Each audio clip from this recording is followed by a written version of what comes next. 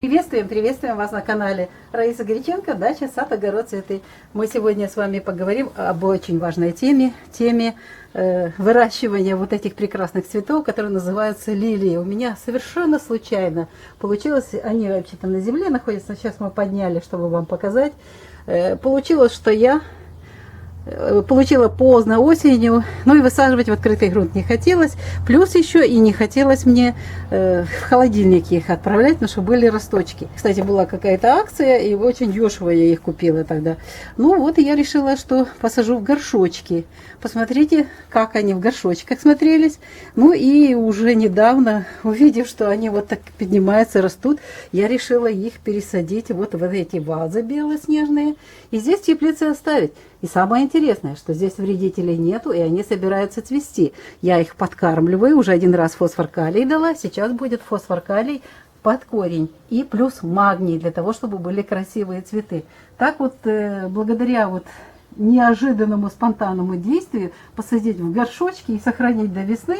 Здесь в теплице они сохранялись, они здесь находились. И вот так, такой позитивный, очень хороший опыт я получила. И так мне нравится, что вот анимоны закончат цвести уже к концу апреля и начнут цвести лилии.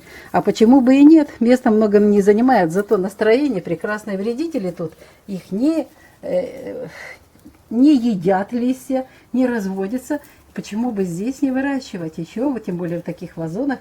И такую вот снова акция. И снова я заказала лилии. Смотрите, они уже вот такие большие, с корешками. Высаживать на улицу уже поздно. Поэтому снова буду высаживать в горшки. И здесь же их в теплице находить место. Пусть они радуют нас своим цветением. И самое главное, будут живые и здоровые. Потому что погода еще долго будет прохладной. Но будут такие перепады. Для лилий это прохладно. Поэтому вот этот спонтанный осенний опыт позволил нам прийти к такому новому способу выращивания лилий. И мы сейчас вот будем высаживать еще вот эти цветы. Сегодня близнецы, и мы в близнецах будем высаживать эти цветочки. Очень красиво и удобно.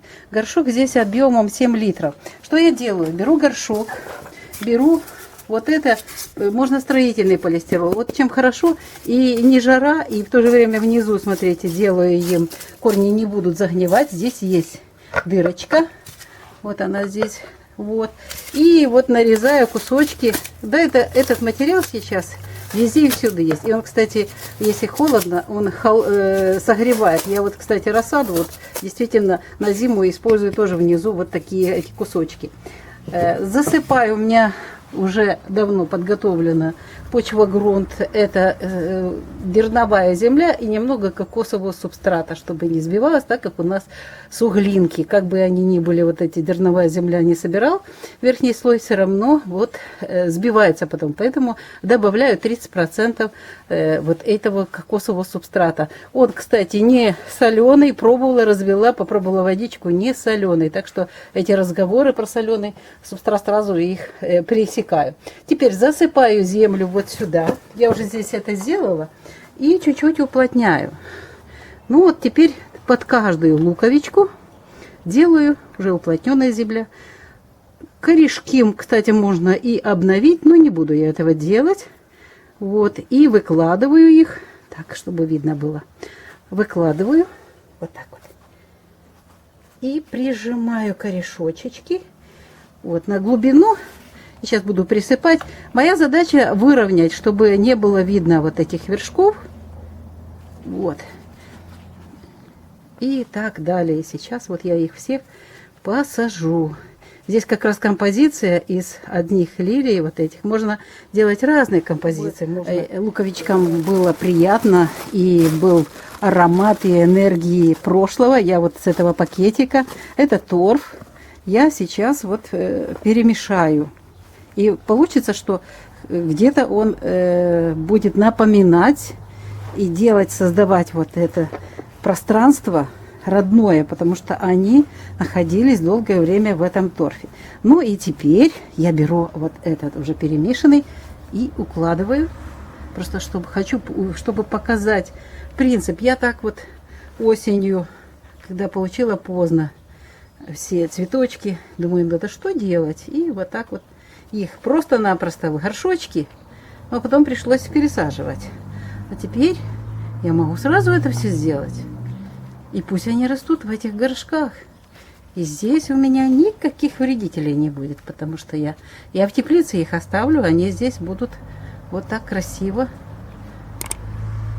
Вот где-то здесь еще был саженец. Вот, смотрите. И здесь поливать потом можно. Ну, как я вот здесь делаю. И потом я еще одну конструкцию с Александром Федоровичем сделаем, покажем, как, чтобы удерживать это все. Но это будет в другом видео. Ну, вот так вот у нас посажены лилии.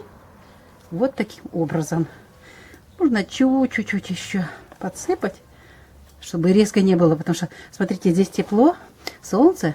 И вот эти вот росточки, чтобы они не пригорали от солнышка, с резко не было никаких проблем. Вот таким образом они пойдут и далее поливают. Это мы прощаемся с вами. А мы это Раиса Греченко, Александр Волик и наши прекрасные зеленые питомцы, цветы лилии. До новых встреч в новых видео.